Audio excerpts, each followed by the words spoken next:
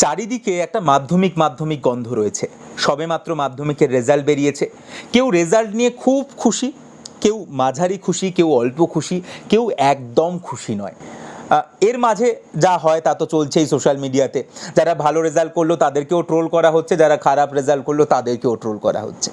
যাই হোক, আজকে আমার এই ভিডিও আমার মাধ্যমিকের ব্যাপারে, আমার মাধ্যমিকের জার্নি, আমার মাধ্যমিকের রেজাল্ট এবং আলটিমেটলি মাধ্যমিকের ওই মার্কশিটটা বা মাধ্যমিক আমার জীবনে কতটা প্রভাব ফেললো সেই সমস্ত কিছু নিয়ে আজকের এই video.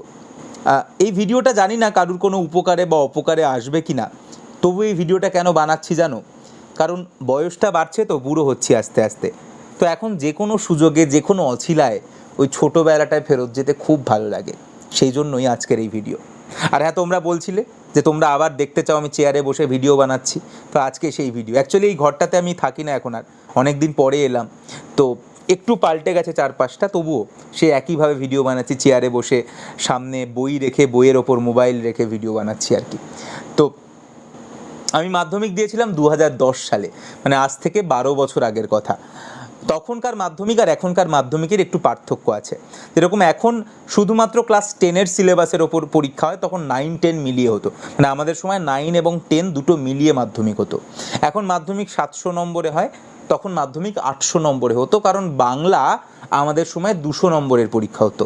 100 first paper, 100 second paper, total 200 নম্বরের বাংলা পরীক্ষা হতো। এখন অনেক শর্ট প্রশ্ন থাকে, এমসিকিউ থাকে। আমাদের সময় অনেকগুলো বেশ বড় বড় প্রশ্নের উত্তর লিখতে হতো, বেশ কিছু বড় বড় প্রশ্নের উত্তর লিখতে হতো আমাদের সময়। তো এই ছিল পার্থক্য। আমি বলবো না আমাদের সময় বেশি কঠিন ছিল, কারণ মাধ্যমিক সব সময় খুব চাপের। কারণ আমাদের বয়সটা তখন অল্প থাকে এবং আমাদের প্রত্যেকের জীবনের প্রথম বড় পরীক্ষা মাধ্যমিক। আমরা প্রথমবার একটা অন্য স্কুলে পরীক্ষা দিতে চাই, অন্য ইনভিজিলেটররা থাকে, সব মিলিয়ে একটা একটা খুব মানে একটা খুব বুক ধুকপুকানি ব্যাপার আর কি। এবং সবাই সেই মানে হাপ ইত্তেশ করে বসে থাকে যে আমার ছেলে মেয়ে বা আমার স্টুডেন্ট বা আমার পাড়ার ওই ছেলেটা ভালো রেজাল্ট করবে। সবাই সবাই চায় মাধ্যমিকে একটা ভালো রেজাল্ট করতে। আমার সময়ও এরকমই ব্যাপার ছিল, আমিও চেয়েছিলাম। তো সেই সব নিয়েই আজকের এই গল্প। একটু আগে থেকে শুরু করি আমার গল্পটা। আমি যেখানে কেজি স্কুলে পড়তাম, মানে যেখানে আমি ক্লাস 4 অবধি পড়েছি, ফ্লাওয়ার্স কেজি স্কুল, সেখানে আমার রোল নাম্বার ওই 8, 9 বা 10 থাকতো। আমাদের ক্লাসে টোটাল 40-45 জন স্টুডেন্ট ছিল, তাদের মধ্যে আমার রোল ওই 8, 9, 10 থাকতো। সবাই জানতো আমি ভালো ছেলে, কিন্তু ওই আর কি, ভালো, খুব ভালো কিছু নয়। এরপরে আমি হাই স্কুলে যাই ক্লাস 5-এ, বিষ্ণুপুর স্যার রমেশ ইনস্টিটিউশন, যেটা 5 থেকে 10 অবধি, যেটা একটা বয়েজ স্কুল। তো সেই স্কুলে গিয়ে আমার রোল নাম্বার হয়ে যায় ওই 3, 4, 5 এর মধ্যে ঘোরাঘুরি করতে থাকে। ইমপ্রুভমেন্ট হলো বলে মনে হচ্ছে? না, ইমপ্রুভমেন্ট হয়নি। অ্যাকচুয়ালি কেজি স্কুলটা কোয়েড স্কুল ছিল, তো মেয়েগুলো গার্লস স্কুলে চলে গেছিলো, সেই জন্য আমার রোল নাম্বারটা হাই স্কুলে গিয়ে একটু এগিয়ে গেছিলো, কারণ আমি আলটিমেটলি যে জায়গায় সেই জায়গায় ছিলাম। ব্যাপারটা হচ্ছে, পড়াশুনো করতে আমার কোনো দিনই খুব একটা ভালো লাগতো না। মানে পড়াশুনো বলতে আমি যেটা বোঝাচ্ছি, ওই যে আমি একটা বই পড়বো, বই পড়ে আমি সেটা মুখস্থ করব। বাংলায় প্রশ্ন আসতো না যে দাড়ি কমা সহ 8 লাইন লেখো, আমি বুঝতে পারতাম না যে দাড়ি কমা সহ 8 লাইন লিখে আমার মানে লাভটা কী আছে। আমি এটাই বুঝতে পারতাম না যে আমি এটা দাড়ি কমা সহ 8 লাইন লিখবো, তাতে আমার লাভটা কী হচ্ছে, আমি এটা বুঝতেই পারতাম না।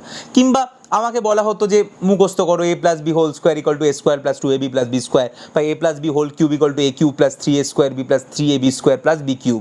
আমি বুঝতে পারতাম না এটা করে আমার লাভটা কী হচ্ছে। তো পড়াশুনোর ব্যাপারে আমার কোনো আগ্রহ কোনো দিন ছিল না, কারণ আমার কোনো দিন আমি বুঝতেই পারতাম না যে আমি পড়ছি কেন, পড়ে আমার হচ্ছেটা কি। আমার কোনো রকম আগ্রহ জন্মাতো না। সেই জন্যে আমি ওই, আমার একজনই টিউটার ছিল, আমার একজনই গৃহশিক্ষক ছিল। তাকে গৃহশিক্ষক কম, আমার দাদা বলা বা আমার গাইড বা আমার বন্ধু বলা বেশি ভালো, প্রশান্ত স্যার, যে আমাকে একজনই পড়াতে আসতো একদম ক্লাস 5 থেকে পুরো ক্লাস 10 অবধি, সকালবেলা করে পড়াতে আসতো। তো তার সাথে আমি কম পড়তাম, বেশি গল্প করতাম এবং বেশি বাইরের কথাবার্তা বলতাম পড়াশুনো ছাড়া। তো ওই রোজই যা পড়াতো, তার বাইরে বাবা স্কুল টিচার, যেহেতু খুব স্ট্রিক্টলি আমাকে মাঝে মাঝে পড়াতে বসতো, না পড়া দিলে বকতো, ঝাড়তো, যা খুশি করতো। তো সেই জন্য আর কি কিছুটা আমি পড়তাম, তারপর পরীক্ষার খাতায় গিয়ে লিখতাম। বাকি ছেলে মেয়েগুলো মনে হয় আরও পড়াশোনায় খারাপ ছিল বা পড়াশুনো করতো না, কিছু একটা ছিল যার জন্য আমার রোল নাম্বারটা 4 বা 5 হতো, না হলে আমি ডিজার্ভ করতাম না। মানে আমি যদি অ্যাকচুয়ালি একটা এমন জায়গায় থাকতাম যেখানে সবাই খুব পড়াশুনো করে, আমি আরও পিছিয়ে যেতাম।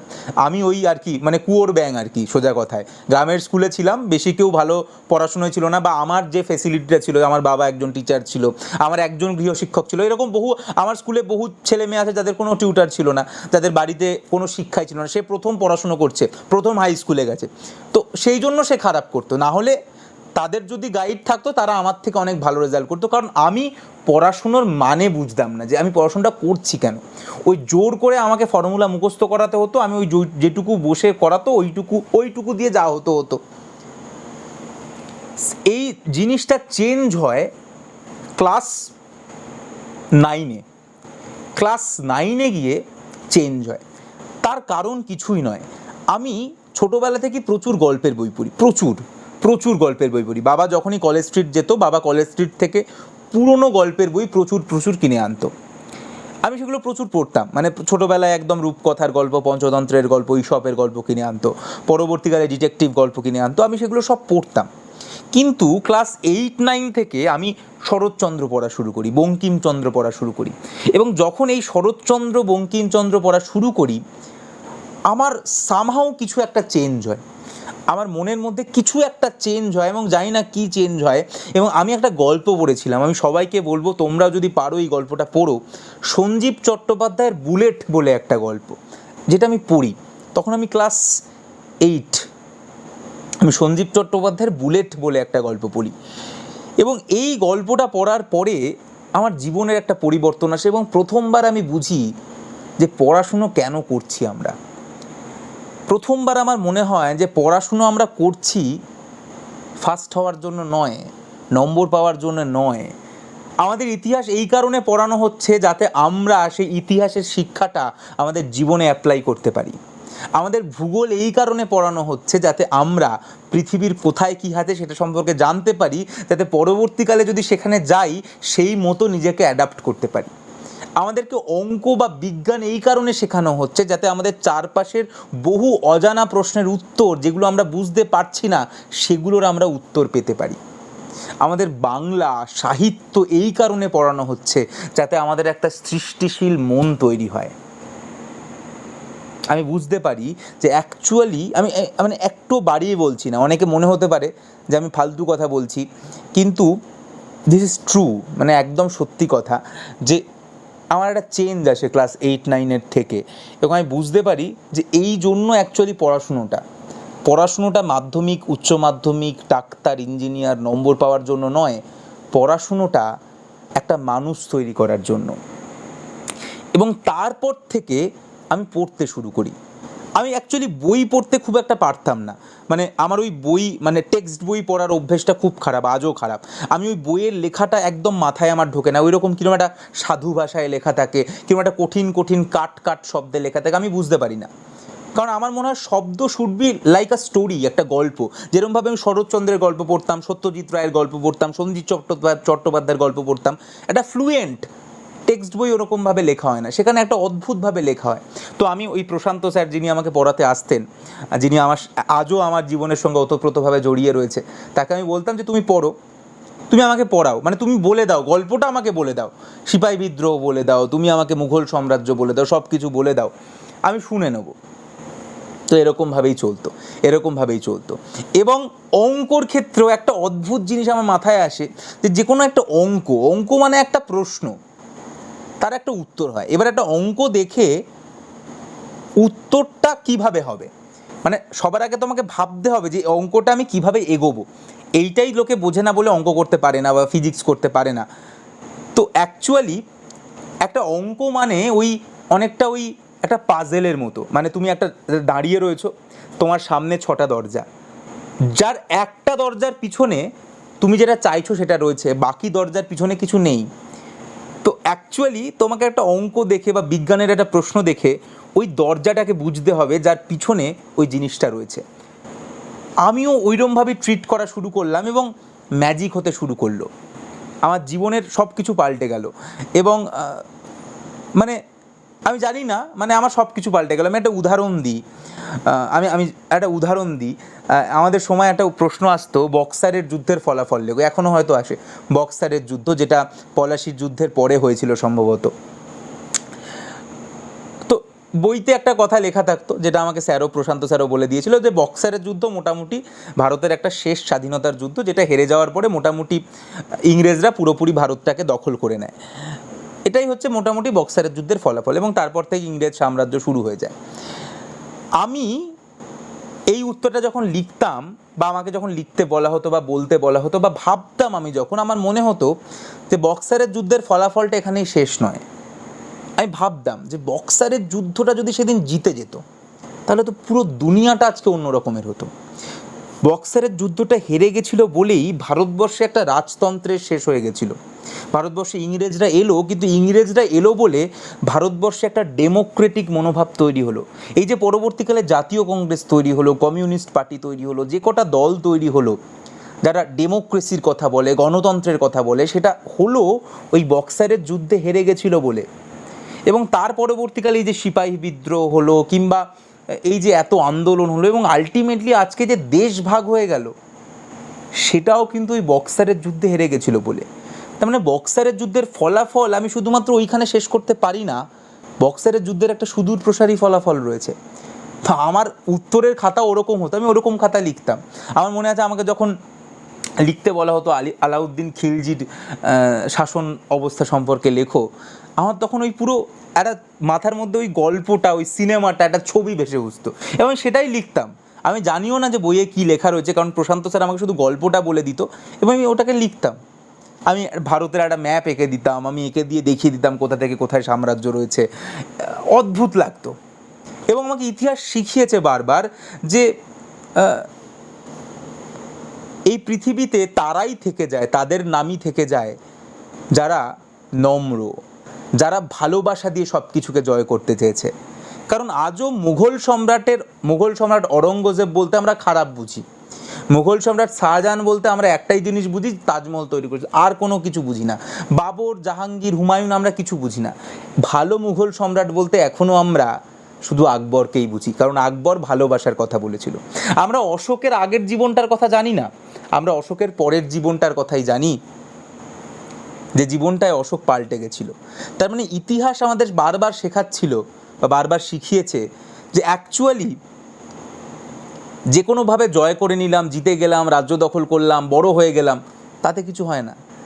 যে মানুষ শেষ দিন অবধি ভালোবাসার কথা বলেছে, মাটিতে পা রেখেছে, নম্র থেকেছে, আলটিমেটলি ইতিহাস তাদেরকেই বারবার মনে রেখেছে। তো আমার অদ্ভুত ভালো লাগতো ইতিহাস পড়তে, এবং একইভাবে সব জায়গায়, সব কিছুতে, বাংলা যখন পড়তাম বা যখন ভৌত বিজ্ঞান, জীবন বিজ্ঞান পড়তাম, সব কিছুর মধ্যেই আমি ওই ব্যাপারটাকে আর কি ফিল করতে পারতাম, যে কেন, আমি বুঝতে পেরে গেছিলাম যে পড়াশুনোটা কেন হয়, এবং সেরকমই উত্তরও আমার খাতায় আসতো। এবং আমি জানি না, হয়তো আমার স্কুলের টিচাররা হয়তো হঠাৎ করে সেই লেখাগুলোকে পছন্দ করতে শুরু করেছিল, সেজন্য 9 থেকে 10-এ উঠতে আমি প্রথমবার ফার্স্ট হই স্কুলে, প্রথমবারের জন্য আমি ফার্স্ট হই 9 থেকে 10-এ উঠতে। যে আগে কোনো দিন ফার্স্ট হয়নি, সে হঠাৎ করে 9 থেকে 10-এ উঠতে গিয়ে ফার্স্ট হয়, এবং বেশ কিছুটা নম্বর ডিফারেন্সে, মানে আমার সঙ্গে সেকেন্ডের বেশ অনেকটা নম্বরের গ্যাপ ছিল। তো যাই হোক, এরকমভাবেই চলছিল। এরপরে মাধ্যমিক চলে এলো। মাধ্যমিকের সময়, তো মাধ্যমিকের আগে বেশিরভাগ সময় স্কুল ছুটি থাকে, তো আমি খুবই কম পড়তাম, কারণ আমি ওই তো বই পড়তে পারতাম না। আমি শুধু সকালবেলা প্রশান্ত স্যার পড়াতে আসতো, আমি বলতাম গল্পটা বলে দাও, গল্পটা বলে দিত, আমি সারাদিন ওগুলোকে নিয়ে ভাবতাম। বই পড়ার সময় আমার ভালোও লাগতো না, আমার বিরক্তিকর লাগতো, আমি ওগুলোকে নিয়ে ভাবতাম। আমি তার বাইরে প্রচুর গল্পের বই পড়তাম, আর মাঝে মাঝে, তখন বাচ্চা ছেলে তো, আকাশ ছোঁয়ার স্বপ্ন দেখতাম, এখনও দেখি, কারণ স্বপ্ন না দেখলে মানুষ বেঁচে থাকতে পারে না।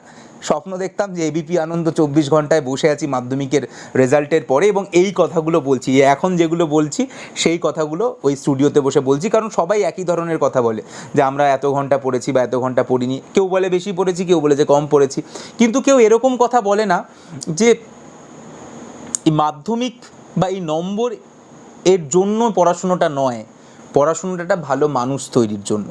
সেই জিনিসটা ভুলে গেছে বলেই আজকে কিন্তু এত টক্সিসিটি, এত নেগেটিভিটি, এত যে লোকে অ্যাগ্রেসিভ, এত লোকে খারাপ কথা বলে, দুবার ভাবে না। একজনকে অপমান করার আগে, একজনকে মা বাবা তুলে গালাগাল দেওয়ার আগে, একজনকে বাজে কথা বলার আগে, একজনকে ডিমোরালাইজ করার আগে একবারের জন্যও মানুষ দুবার ভাবে না। তার কারণ একটাই, তার দোষ নয়। সামহাউ তার ওই রিয়েলাইজেশনটা আসেনি যে পড়াশুনোটা সে কেন করছে, কারণ সে পড়াশোনাটা নম্বর পাওয়ার জন্যই করেছে। তার জন্যই আমার মনে হয় এই ডিফারেন্সটা চলে আসে। তো যাই হোক, তো আমিও এরকম করতাম এবং সারাদিন ওই 1.5-2 ঘন্টা পড়তাম, যে সময় প্রশান্ত স্যার আসতো বা বাবা জোর করে পড়াতে বসতো। আদারওয়াইজ আমি সারাদিন স্বপ্ন দেখতাম এবং ওই সমস্ত গল্পগুলো নিয়ে ভাবতাম, আর বাংলার শব্দ নিয়ে জাগেল করতাম। মানে একটা বাংলার উত্তর আমি ভাবতাম যে কীভাবে কত সুন্দর শব্দ লেখা যায়। যেরকম এখনও আমার মনে আছে, আমাদের সময় দুধের দাম বলে একটা গল্প ছিল, বনফুলের লেখা, বলাইচাঁদ মুখোপাধ্যায়ের লেখা। তো সেখানে আমি সবসময় যখন বনফুল সম্পর্কে আমায় কিছু বলতে বলা হতো, আমি লিখতাম যে 20 শতাব্দী কথা সাহিত্যের এক নতুন যুগারম্ভ। দুটি বিশ্বযুদ্ধ আমাদের সনাতন স্বপ্ন এবং সাধনার তিলোত্তমা ভুবনটিকে ভেঙে গুঁড়িয়ে দিয়ে গেছে। আত্মিক সংকটের সমাধান অসম্ভব জেনে কথা সাহিত্যিকরা হয়েছেন অন্তর্মুখী। ঘটনা নির্ভরতার পরম্পরতায় আর্থসামাজিক পরিকাঠামোর আশ্চর্য রূপান্তরে রচিত হলো এক অন্তর্লোকের স্বরলিপি। জেগে উঠল এক নতুন প্রত্যয়ের ভূখণ্ড। বোলো ফুলের উত্তরণ এই মায়াবী গোধূলির গোপন অসুখের উপত্যকাতেই। এই যে কথাগুলো বললাম, এগুলো এখান থেকে বলি। তাই তখনও লিখতে পারতাম, বলতে পারতাম, আজও লিখতে পারি, আজও বলতে পারি। তো সেই জন্য আমি ভাবতাম যে আমার মাধ্যমিকের খাতাটা বাকিদের থেকে একেবারে আলাদা হবে। কারণ আমি কোনো দিন সহায়িকা বই পড়িনি, আমি কোনো দিন টেক্সট বই পড়িনি। আমি গল্প শুনেছি, আমি সেগুলোকে রিয়েলাইজ করেছি এবং সেগুলোকে আমি নিজের ভাষায় প্রকাশ করেছি। আমি ভাবতাম যে মাধ্যমিকে আমি একটা এক্সট্রাঅর্ডিনারি রেজাল্ট করব, কারণ আমার মনে হতো আমার এক্সট্রাঅর্ডিনারি রেজাল্টটা যদি করি খুব ভালো হবে। কারণ তাহলে আমি বলতে পারবো, যাতে পরবর্তী কাউকে আমি বলতে পারি যে অ্যাকচুয়ালি পড়াশোনা এইভাবে করা উচিত। তো মাধ্যমিক দিলাম, খুব ভালোই মাধ্যমিক পরীক্ষা দিলাম, খুবই এক্সপেক্টেড, খুব ভালো। এবং মাধ্যমিকের বাংলা রচনায় আমি লিখেছিলাম যে আমি শিক্ষক হতে চাই বড় হয়ে, এবং সেটাও একদম ইনস্ট্যান্ট লেখা, মানে ওই সময় লেখা আর কি। তো ওই মাধ্যমিক হয়ে যাওয়ার পর থেকে রেজাল্ট বেরোনো অবধি রোজ ভাবতাম যে 24 ঘন্টায় ইন্টারভিউ দিচ্ছি, এবিপি আনন্দ ইন্টারভিউ, এবং রোজ ভাবতাম যে কী বলবো। বাচ্চা ছেলে না, স্বপ্নটা একদম আকাশ ছোঁয়া ছিল, প্রচুর স্বপ্ন দেখতাম। এরপরে একদিন মাধ্যমিকের রেজাল্ট বেরোনোর সময় এলো। টিভিতে আগে ঘোষণা হবে, তারপরে রেজাল্ট বেরোবে। সেই সময়টা থেকে ওই র্যাঙ্কিং সিস্টেমটাকে তুলে দিয়েছিল তখনকার পশ্চিমবঙ্গ সরকার। তাই ফার্স্ট সেকেন্ড থার্ড ওরমভাবে বলতো না, যদিও নিউজ চ্যানেলগুলো বলে দিত। কীভাবে তারা জানতো আমি জানি না, কিন্তু তারা বলে দিত। কিন্তু এখন যেরকম অফিসিয়ালি ফার্স্ট সেকেন্ড থার্ডকে অ্যানাউন্স করা হয়, তখন অ্যানাউন্সটা বন্ধ হয়ে গেছিলো, কিন্তু নিউজ চ্যানেলটা বলে দিত। সকাল থেকে টিভি খুলে বসে রয়েছি, অনেকগুলো নাম দেখলাম, নিজের নামটা দেখতে পেলাম না। তো ভাবলাম ঠিক আছে, হয়তো কিছু একটা হয়েছে, বাট সবাই তো জানা সম্ভব নয়, নিউজ চ্যানেল কী করে আর জানবে, যাই রেজাল্ট দেখতে চাই। রেজাল্ট খুললাম, দেখলাম যে 3টে সাবজেক্টে 90-এর ওপর পেয়েছি, লাইফ সায়েন্স, ফিজিক্যাল সায়েন্স আর অঙ্ক। বাকি সব কটাতে 80-র ওপর পেয়েছি, মানে বাংলাতে 160-এর ওপর পেয়েছিলাম, বাকিগুলোতে 80-র ওপর পেয়েছিলাম, কোনোটাতে 88, কোনোটাতে 87, কোনোটাতে 85, আর ইংরাজিতে 80-রও কম পেয়েছি। ইংরাজিতে 80-র কম পাওয়ার কারণ কি আমি আজও জানি না। আশাহত তো হবই, চরম আশাহত হলাম। বাচ্চা ছেলে, 15-16 বছরের ছেলে, যার মনে হয়েছিল সে একটা অন্য কিছু করছে, যার চিন্তাভাবনা একটা অন্যরকম কিছু কাজ করছিল, সে যদি দেখে যে তার রেজাল্টে তার কোনো প্রতিফলন হয়নি, এবং বাংলা যেটা সে এতটা স্ট্রং, তার ভাষা, তার শব্দচয়ন, তার লেখা, ইতিহাসে যার এত দখল, সে যখন 90ও পাচ্ছে না, তখন তার খুব খারাপ লেগেছিল, আমার খুবই খারাপ লেগেছিল। আমি এক্সপেক্ট করতাম আমি প্রচুর ভালো রেজাল্ট করব। আমি সেখানে তখন বেশি নম্বর পেতো না এখনকার মতো, মানে 600, মানে 700-র মধ্যে এখন যেরকম 690, 92, 95 নম্বর পায়, তখন এরকম হতো না। তখন 800-র মধ্যে হায়েস্ট উঠতো 750, তার বেশি উঠতো না। 50 নম্বর কাটা যেত, 50 নম্বর কাটা যেতই, কারণ লং কোশ্চেন থাকতো, সেখানে 10-এ 8, 7.5-এর বেশি দিত না। তো নম্বর কাটা, 50 নম্বর কাটা যেত। যে ফার্স্ট হতো সে 750, 755, এরকম নম্বর পেতো, তার বেশি পেতো না, মানে 800-তে 790 পেতো না। আমি সেখানে কিন্তু ধরা হতো যে 700 একটা স্ট্যান্ডার্ড, মানে খুব ভালো স্টুডেন্টরা 700 ক্রস করে, যারা খুব এক্সট্রাঅর্ডিনারি স্টুডেন্ট হয় তারা 700 ক্রস করে, আর যারা র্যাঙ্ক করে তারা ওই 740 থেকে 50-এর মধ্যে নম্বর পায়। আমি 700 ক্রস করতে পারলাম না, আমি 694 পেলাম, অঙ্কে 100 পেলাম না, যেখানে এরকম কোনো অঙ্ক ছিল না যেটা আমি পারতাম না। তবুও আমি পরবর্তীকালে ভেবেছিলাম যে আমি অ্যাকচুয়ালি হয়তো কোনো কোথাও একটা যোগ বিয়োগে ভুল করেছিলাম, যাই হোক, তো অঙ্কেও আমি 100 পাইনি। তো আমি অ্যাকচুয়ালি পুরো ডিমোরালাইজ হয়ে গেছিলাম। এরপরে আরও ডিমোরালাইজ হই যখন আমি দেখি যে বাংলা সেকেন্ড পেপারে আমি 77 পেয়েছি, ফার্স্ট পেপারে 85 পেয়েছিলাম, তাই দুটো মিলিয়ে 162 লেটার, 160-এর ওপর লেটার, 160 80%। কিন্তু সেকেন্ড পেপারে আমি 77 পেয়েছি। সেকেন্ড পেপার হচ্ছে ব্যাকরণের পেপার। আচ্ছা, এই কথাটা বলে দিই, প্রচুর লোক, বড় বড় বাংলা সাহিত্যের লোকও ব্যাকরণ বলে। ব্যাকরণ কথাটা ভুল, শব্দটা ব্যাকরণ। তাই তোমরা যারা দেখছো আজ থেকে এটা ঠিক করে নিও, কথাটা ব্যাকরণ নয়, ব্যাকরণ। ঠিক যেরকম সম্মান বলে কোনো কথা নেই, সম্মান, সম্মান ব্যাকরণ, ঠিক আছে, বলে দিলাম। তো সেকেন্ড পেপার যেখানে ব্যাকরণ থাকে, যেখানে ভুল হওয়ার আমার কোনো সুযোগ নেই, সেখানে আমি মাত্র 77 পাই 100-তে। তারপরে আরও অবাক হয়ে যাই যখন দেখি যে আমাদের স্কুলে যতজন মাধ্যমিক দিয়েছে প্রত্যেকে 76 থেকে 78-এর মধ্যে নম্বর পেয়েছে। মানে কেউ 76-এর কম পায়নি, কেউ 78-এর বেশি পায়নি। আজও জানি না এটা কেন হলো, খাতা হারিয়ে গেছিলো নাকি গড় নম্বর দিয়ে দিয়েছিল নাকি এক্সামিনার এরকম, মানে আই হ্যাভ নো আইডিয়া। তখনকার দিনে এরকম প্রচুর হতো, এখন এরকম হয় না। কিন্তু এখন কিন্তু একদম মানে একটা যে নিয়মাবলী আসে, যে খাতা দেখে তার কাছে পুরো চলে আসে যে এইটা লিখলে ফুল মার্কস দিতে হবে। তখনও আসতো, তখন সেটাকে ফলো করা হতো না। রচনাতে এখন যেরকম বলা হয় যে 10-এ এই পয়েন্টগুলো লিখলে 10-এ 10 দেবে, তখন কি বলা হয়তো থাকতো, কিন্তু তবুও সে 10-এ 6 দিত, 10-এ 7 দিত, এটা তার নিয়ম, কি করা যাবে। তো সেই জন্য আর কি ইংরাজিতেও কম এলো, ইংরাজিতে আমি 75 পেলাম, আর সেকেন্ড পেপারে 77 পেলাম, যার জন্য নম্বরটা এতটা কম এলো। আমি একদম ডিমোরালাইজড হয়ে ভেঙে টুকরো টুকরো হয়ে গেছিলাম, সত্যি বলছি। এত মন খারাপ হয়েছিল যে সেটা বলে বোঝাতে পারবো না। হ্যাঁ, আমি স্কুলের মধ্যে হায়েস্ট পেয়েছিলাম, আমিই ফার্স্ট হয়েছিলাম। শুধু স্কুলের মধ্যে নয়, আমি আমাদের যে ব্লক সেটার মধ্যেও আমি হায়েস্ট পেয়েছিলাম, মহাকুমার মধ্যেও কিছু একটা র্যাঙ্ক করেছিলাম। কিন্তু আমার মনে হয়েছিল যে এটা জাস্টিফাইড হলো না আমার সাথে, আমার খুব কষ্ট হয়েছিল, যেরকম এখন অনেকেরই কষ্ট হচ্ছে। কিন্তু সত্যি বলছি, এটা তো সত্যি কথা যে মাধ্যমিকের নম্বর কোথাও কাজে লাগে না, কিন্তু সত্যি বলছি মাধ্যমিকের সময় ওই যে প্রস্তুতি, ওই যে প্রিপারেশান যেটা আমি নিয়েছিলাম, যেভাবে আমি অ্যাপ্রোচ করেছিলাম, যেভাবে আমি ভেবেছিলাম প্রত্যেকটা সাবজেক্টকে, প্রত্যেকটা বিষয়কে, প্রত্যেকটা ঘটনাকে, সেটা আমাকে এই যে আজকে আমি দাঁড়িয়ে রয়েছি, আজকে আমি কথা বলছি, এই যে আজকে আমার ভিতর থেকে একটা ভাব প্রকাশ হচ্ছে, এই সব কিছুর মধ্যে ওই প্রিপারেশানটা রয়েছে। তাই মাধ্যমিকের রেজাল্ট আমাকে খুব কষ্ট দিয়েছিল, দুমড়ে মুচড়ে দিয়েছিল, কিন্তু মাধ্যমিকের প্রস্তুতির জন্যই আজকে আমি এখানে দাঁড়িয়ে রয়েছি, যেখানে আমি একজন ডাক্তার হতে পেরেছি, যেখানে আমি অনেক মানুষের মনকে জয় করতে পেরেছি বলে আমি মনে করি। আমি অনেকের ভরসার জায়গা হতে পেরেছি, আমি অনেককে পড়াতে পেরেছি, অনেককে আশ্বাস দিতে পেরেছি, অনেকে আমাকে দেখে অনেক সাহস পেয়েছে। এই সব কিছুই হয়েছে আমার মাধ্যমিকের জন্য। তাই মাধ্যমিকের রেজাল্ট আমার জীবনে কোনো কাজে লাগেনি অবভিয়াসলি। কোথাও আমাকে আজও জিজ্ঞাসা করে না যে মাধ্যমিকে আমি কত নম্বর পেয়েছিলাম, বা আমার সঙ্গে যারা মাধ্যমিকে ফার্স্ট হয়েছিল তারা আজকে কোথায় আছে আমি জানি না, হয়তো তারাও খুব ভালো জায়গায় রয়েছে।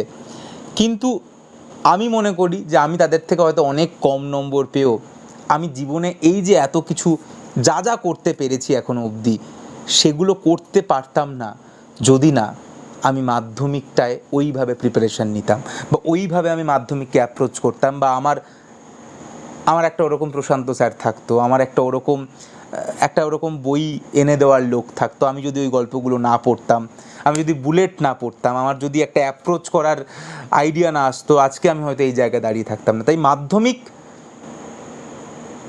যারা রেজাল্ট করেছো, তারা কি করেছো, ভালো খারাপ, সেটা ম্যাটারই করে না। এটা বেশি ম্যাটার করে যে তুমি পড়াশুনোটাকে কিভাবে দেখছো, নিজেকে তৈরি করতে চাইছো পড়াশুনো দিয়ে, নাকি শুধুমাত্র একটা পরীক্ষায় নম্বর পেতে চাইছো। যদি শুধুমাত্র পরীক্ষায় নম্বর পেতে চাও তাহলে হয়তো তুমি সারা জীবন যান্ত্রিক হয়ে থাকবে, হয়তো ভালো ভালো রেজাল্ট করবে, ভালো টাকার চাকরিও করতে পারো, কিন্তু হয়তো কোথাও না কোথাও কিছু একটা ফাঁক থেকে যাবে। এবং এই যে আজকে এত নেগেটিভিটি চারদিকে, এত টক্সিসিটি, এত খারাপ কথা, এত গালিগালাজ, তার ভিড়ের মধ্যে আমরা কোথাও যেন ডুবে যাই।